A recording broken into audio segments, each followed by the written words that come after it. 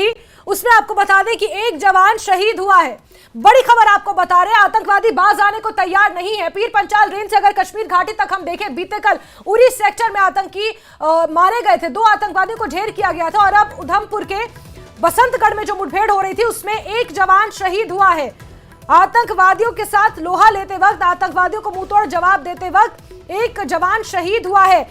ये बहुत बड़ा घाव, बहुत बड़ी चोट है भारत पर। जिस तरह से आतंकवादियों ने पहलगाम में पहले हमले को अंजाम दिया, ये कहना कहीं ना कहीं बिल्कुल भी गलत नहीं है कि बड़े पैमाने पर इन्फिल्ट्रेशन संभवतः हुई है। बड़े पैमाने पर आतंकवादियों ने नापाक हरकत को अंजाम देने के लिए सीमा को पार किया है या उन्हें करवाया गया है और इसीलिए लगभग 1500 लोगों को बीते कल पूछताछ के लिए भी हिरासत में लिया गया था। और अब खबर उधमपुर से निकल कर आई है, उधमपुर के बसंतगढ़ से, जहां उधमपुर मुठभेड़ में एक जवान के शहीद होने की खबर मिल रही है। इस वक्त का बड़ा अपडेट, बड़ी खबर आपको दे रहे हैं उधमपुर के बसंतगढ़ से, जहां एक जवान शहीद हुआ है, जहां आतंकवादियों के साथ मुठभेड़ शुरू हुई थी। उधमपुर मुठभेड़ से जुड़ा हुआ ये बड़ा अपडेट, बड़ी खबर आपको दे रहे हैं। 2 दिन से लगातार घाटी में तनाव है। घाटी नहीं बल्कि पूरे जम्मू कश्मीर में तनाव की स्थिति है, जहां एक तरफ रामबन की आपदा से उबरने के लिए प्रशासन डटा हुआ था, सरकारें डटी हुई थी, कोशिशें की जा रही थी, तो वहीं पहलगाम में यह हमला हो जाता है और ये गम ना जाने और कितना बड़ा और कितना गहरा हो जाता है। इस बीच खबर निकल कर ये आई है कि आतंकवादियों के साथ मुठभेड़ हो रही है, सेना के साथ आतंकवादियों की मुठभेड़। आप अंदाजा लगा सकते हैं कि किस तरह हथियारों से आतंकवादी लैस हैं कि सेना के साथ मुठभेड़ हो रही है। इससे पहले बीते कल कुलगाम के टंगमर्ग में आतंकवादियों के साथ मुठभेड़ हुई थी सेना की। आतंकवादी हथियारों से लैस होकर आए हैं और इसके बाद उरी सेक्टर में आतंकवादियों को ढेर किया गया। उनके पास से वॉर लाइक स्टोर्स यानी कि युद्ध में इस्तेमाल किए जाने जैसे हथियार बरामद हुए हैं।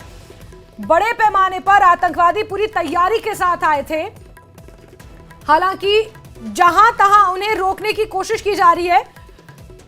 और सुरेंद्र शर्मा मेरे सहयोगी ज्यादा जानकारियों के साथ उधमपुर से फोन लाइन पर मौजूद है। सुरेंद्र, जरा अपडेट बता दें, क्या कुछ जानकारियां मिल रही है मौके से?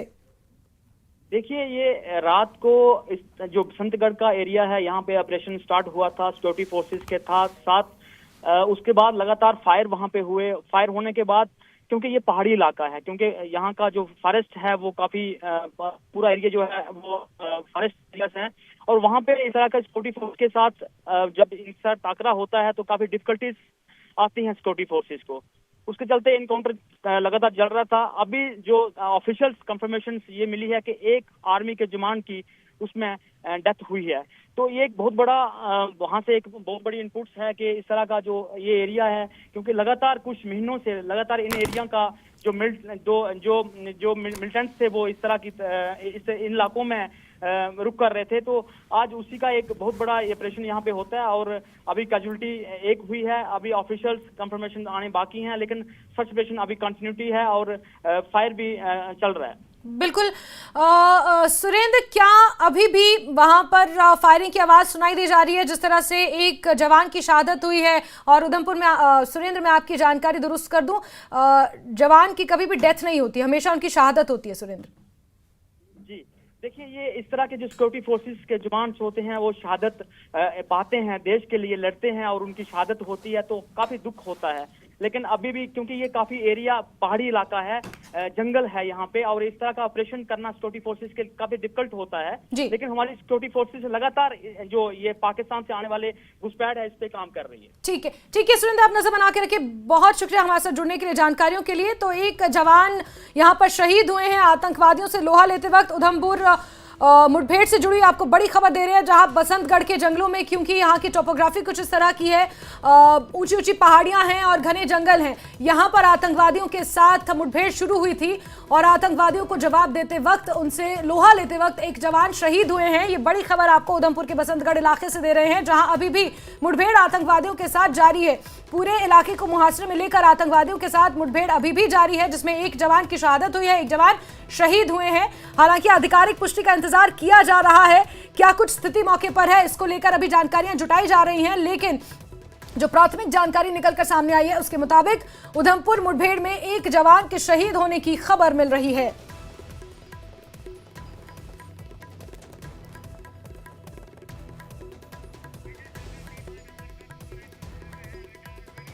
रिटायर्ड ब्रिगेडियर धीमान सर इस वक्त मेरे साथ फोन लाइन पर जुड़े हुए हैं। विजय धीमान सर, कैसे देख रहे हैं उधमपुर की बसंतगढ़ की इस मुठभेड़ को, जिसमें अभी अभी हमने एक जवान को भी खोया है?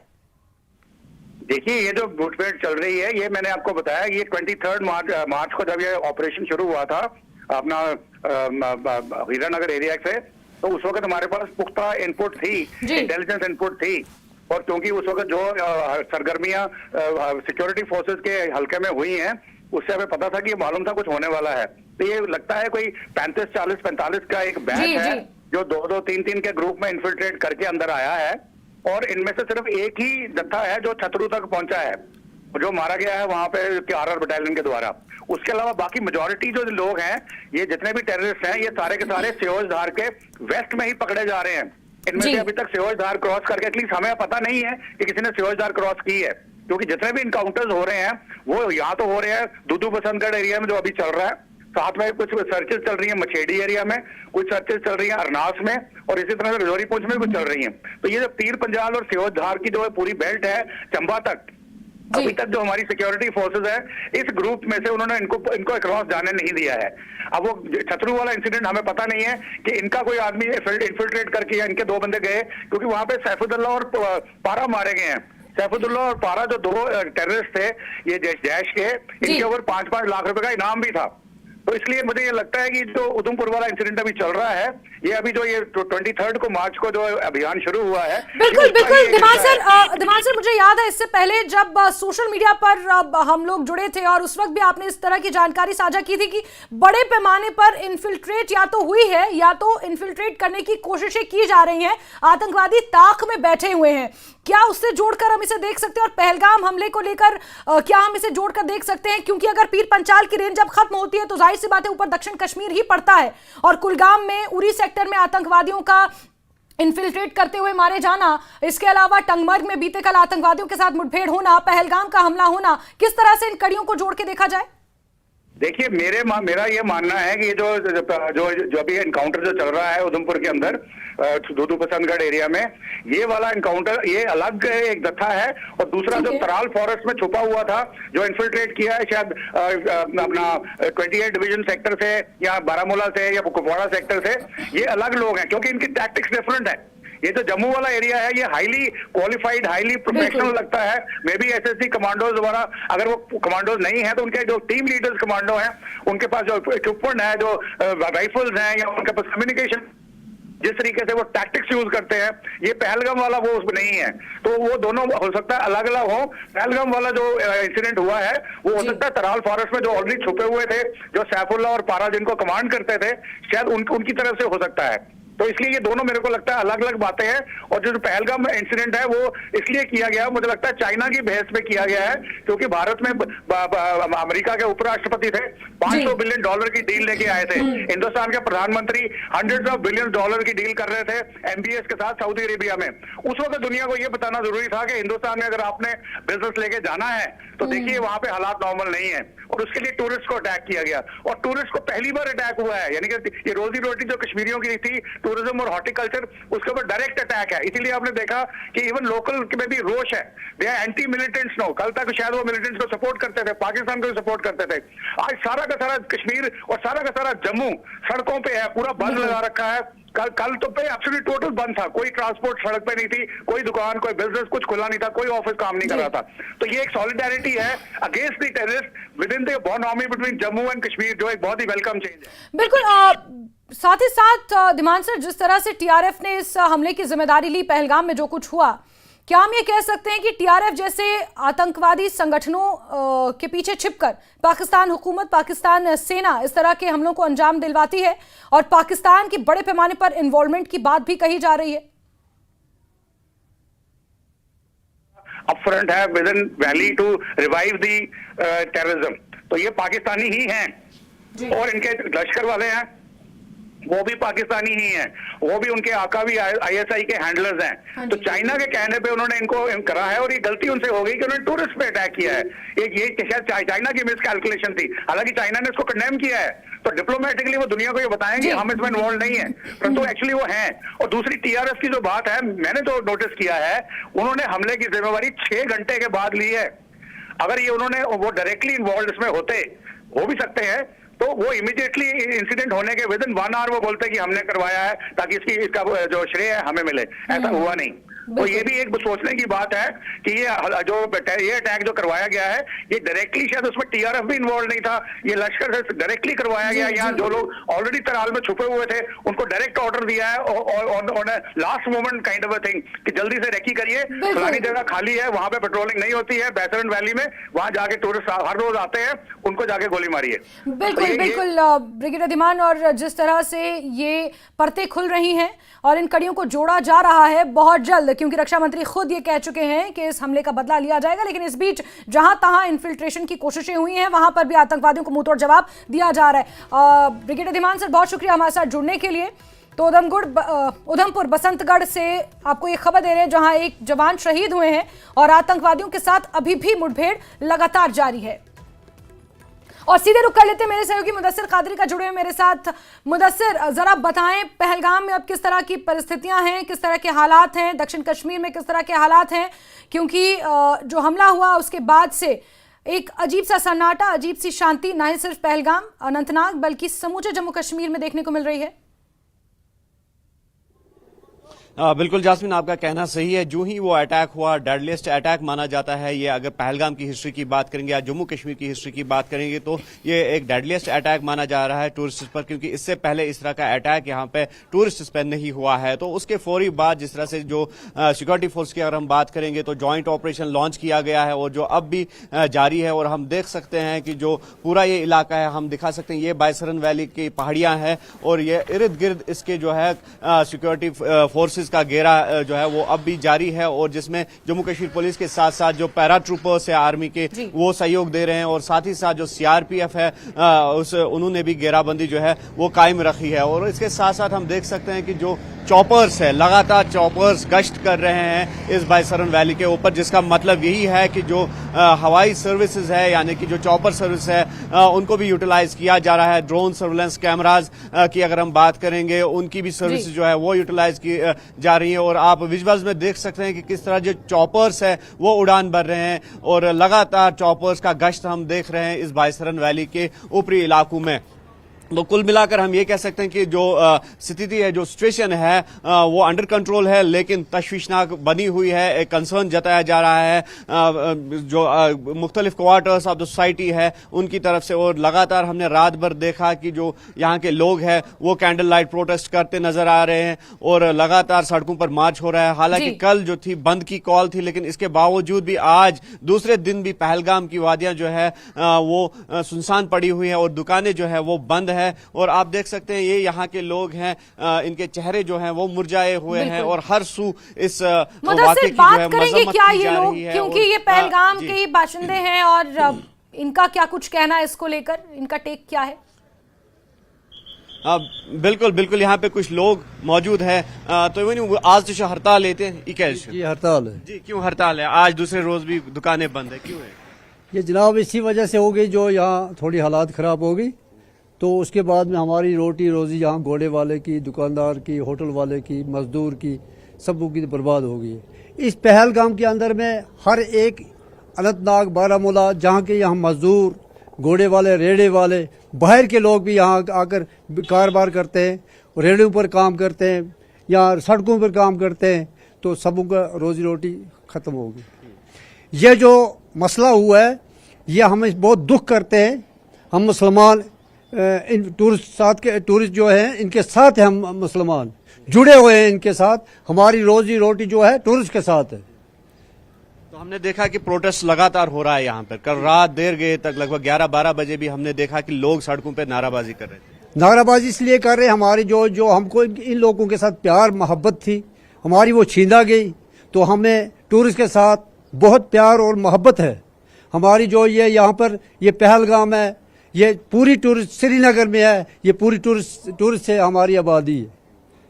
तो बिल्कुल जास्मिन, हम आपको एक होटल का व्यू दिखा सकते हैं। यहाँ पर जो है कल तक बुकिंग्स थी, कल तक रूम यहाँ मिल पाना मुश्किल था, और आज ये होटल जो है बिल्कुल खाली हो चुके हैं, सुनसान पड़े हुए। और दूसरी तरफ जहाँ के लोगों के तासरात भी आपने सुने, और इन लोगों का यही कहना है कि एक तो यहाँ की इकोनॉमी जो है वो बैडली सफर हो रही है, उस पर इम्पैक्ट पड़ रहा है, क्योंकि अगर जम्मू कश्मीर की बात करेंगे या खास तौर पर पहलगाम, गुलमर्ग जो टूरिस्ट डेस्टिनेशन है, वहां की इकोनॉमी जो है लार्जली डिपेंडेंट है जो टूरिज्म सेक्टर है, और टूरिज्म को यहाँ की इकोनॉमी की बैकबोन भी तस्वर किया जाता है। लेकिन उसके साथ साथ यहाँ के जो होटलियर्स है, ट्रांसपोर्टर्स है, तो उनका यह कहना है कि इकोनॉमी से बढ़कर इंसानियत की नजर से इस वाकये को देखना चाहिए, क्योंकि इकोनॉमी जो है वो कभी सफर होती है, वो कभी बढ़ जाती है, आज नहीं तो कल इकोनॉमी वापस स्टेबलाइज हो जाएगी। लेकिन जो यहाँ पे डेडलिस्ट अटैक हुआ, जो हीनियस क्राइम हुआ, तो उसकी हर सू मजम्मत हो रही है, और ये कह रहे हैं कि जो परपेट्रेटर्स है, जो हमलावर है, जल्द से जल्द उनका सुराग लगाया जाए और उनको अंजाम तक पहुंचाया जाए। क्योंकि देखिए, धर्म के आधार पर इस आतंकवादी हमले को अंजाम दिया गया। पहले बाकायदा पूछा गया आपका धर्म, आपकी आइडेंटिटी,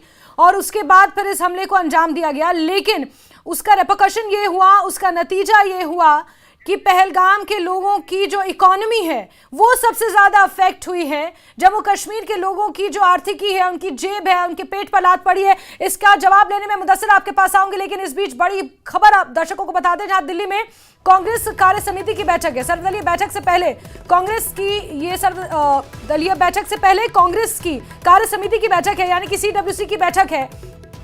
राहुल और मल्लिकार्जुन खड़गे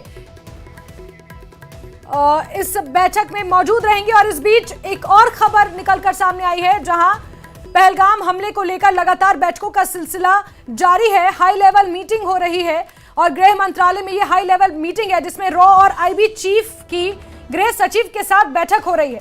पहलगाम हमले को लेकर चर्चा की जा रही है, क्योंकि यह जाहिर है कि इस हमले को सुनियोजित तरीके से अंजाम दिया गया। ये कोई मामूली आतंकी हमला नहीं था। बहुत समय से इसकी रेकी की जा रही थी, बहुत समय से पहलगाम में होटल रिजॉर्ट्स की रेकी की जा रही थी। ये जानने की कोशिश, ये खंगालने की कोशिश की जा रही थी कि कितनी मात्रा में वहां पर सैलानी पहुंचते हैं, कौन सा वो मुख्तलिफ आवर है जहां पर आतंकवादी पहुंचकर इस हमले को अंजाम दे सकते हैं, ताकि ज्यादा से ज्यादा लोगों को इसमें मार गिराया जाए, एक संदेश देने की कोशिश। और यही तमाम बातें हैं जिन पर गहनता से चर्चा हो रही है, और इसी के मद्देनजर रॉ और IB चीफ की गृह सचिव के साथ बैठक हो रही है। पहलगाम हमले को लेकर लगातार चर्चाओं का, बैठकों का सिलसिला जारी है। चाहे हम कांग्रेस पार्टी की बात करें, एक तरफ CWC की बैठक होनी है, और वहीं दूसरी तरफ रॉ और IB चीफ के गृह सचिव के साथ बैठक हो रही है पहलगाम हमले को लेकर। और मुदस्सिर मेरे सहयोगी लगातार जुड़े हुए हैं। मुदस्सिर, एक तरफ तो जिक्र हो रहा है जम्मू कश्मीर की इकोनॉमी का, लेकिन दूसरी तरफ दिल्ली में अब रणनीति बनाई जा रही है, चर्चा की जा रही है, बैठकें हो रही हैं कि किस तरह से पहलगाम के इस हमले का इंतकाम लिया जाए, यानी कि किस तरह से रिटेलिएट किया जाए, और क्योंकि पूरा देश भी यही मांग कर रहा है।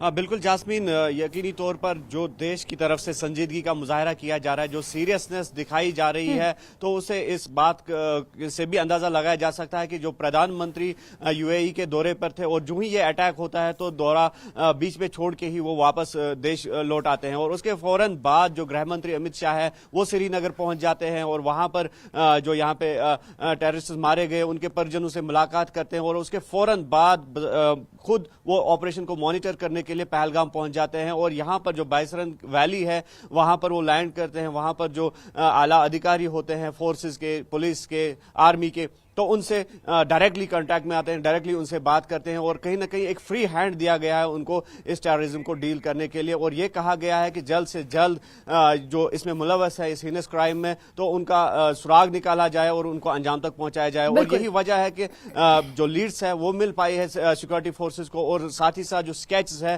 वो जारी कर दिए गए हैं। और सबसे बड़ी बात यह है कि जम्मू कश्मीर पुलिस ने रिवार्ड रखा है 20 लाख रुपए का उस शख्स पर जो कोई भी लीड इस हवाले से देगा, जो इसमें मुलव्वस जो अफराद थे, जो हमलावर थे। बिल्कुल, तो इससे इस बात को से बखूबी अंदाजा लगाया जा सकता है कि सीरियसनेस कितनी है। बिल्कुल बिल्कुल मुदस्सिर, आपने सही कहा कि इस हमले को लेकर सीरियसनेस कितनी है, उस बात का अंदाजा इसी से लगाया जा सकता है कि जहां एक तरफ जम्मू कश्मीर पूरी तरह से मुस्तैद है, और आतंकवादियों की जानकारी देने वालों पर 20 लाख तक का इनाम घोषित कर दिया गया है, कुछ लोगों को डिटेन किया गया है पूछताछ के लिए। और वहीं दिल्ली में रॉ से लेकर IB के चीफ्स की बैठक हो रही है गृह सचिव के साथ, और इसी के साथ आज सर्वदलीय बैठक भी है। मुदस्सिर, बहुत बहुत शुक्रिया हमारे साथ जुड़ने के लिए।